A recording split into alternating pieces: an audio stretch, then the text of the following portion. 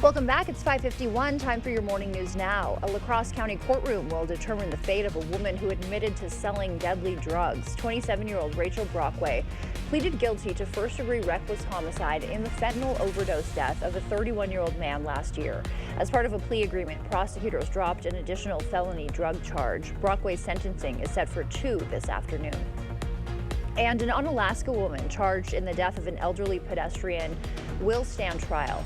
Investigators say 40-year-old Megan Urch wasn't impaired but may have been distracted by her phone when she struck and killed the victim in September. Urch, now facing homicide by negligent vehicle operation, returns to court for an arraignment in January.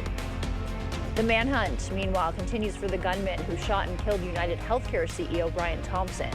A person briefed on the investigation confirming to CBS News the person of interest in the case took a bus originating in Atlanta to New York City days before the shooting. The words delay, deny, and possibly depose were written using a Sharpie on shell casings and bullets found at the scene. And closer to home, a new housing project could bring dozens of affordable units to downtown La Crosse. Coulee Cap planning a $22 million development on Main Street with 74 apartments designed for people with disabilities.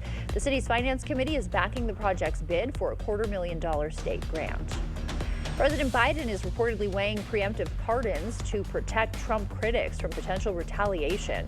Meanwhile, Trump's Pentagon nominee, Pete Hegseth, fighting to keep his bid alive as Elon Musk and Vivek Ramaswamy push their government efficiency plan on Capitol Hill. Buffalo County will soon have a new healthcare option. Amplify Health by Gunderson set to open its Mondovi clinic December 16th.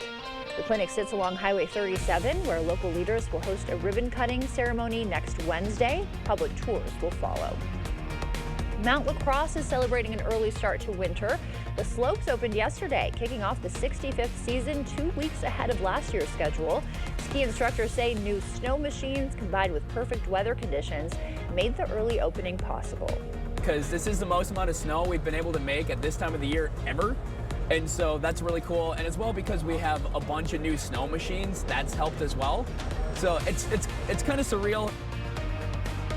Roughly half the area is now open with more planned for the weekend.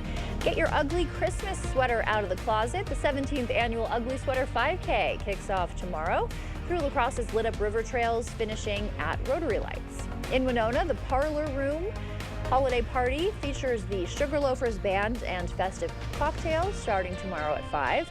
And in Eau Claire, 5 downtown bars are offering $25 gift cards in their Ugly Sweater Crawl. That is also tomorrow night starting at 4. News 8 Now's Joy of Sharing set to kick off in just a few hours now. And we are live there with meteorologist Art Jarrett. That's where we find him. Hey, Alexander, we have a low cloud deck right now, holding on to cloudy skies, but you really can't see it. I have the lights right here, so you can't see the cloud cover, but it's there. We have about a 10-mile-per-hour wind gust coming with gusts expected later today to be up to 20, so they'll be a little bit lighter today.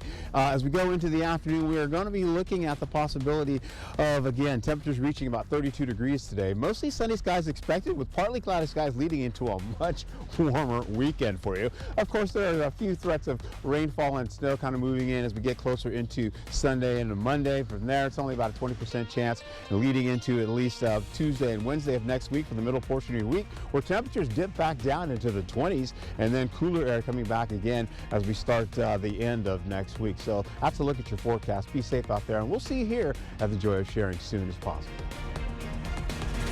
Thank you, Art. Britain's Royal Mint celebrating Paul McCartney with a new 5-pound coin collection.